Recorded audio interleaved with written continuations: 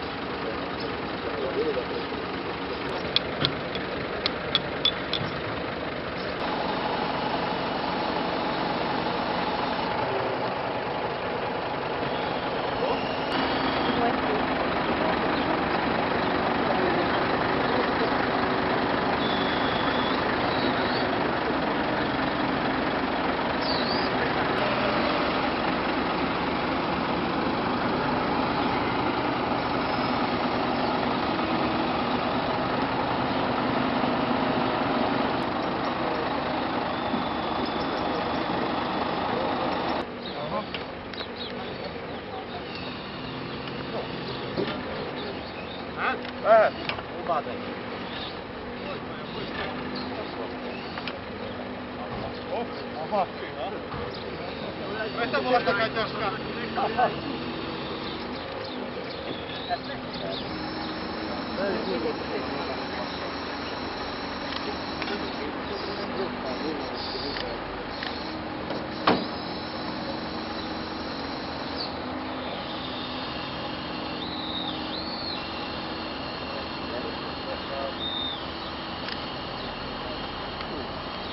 Thank you.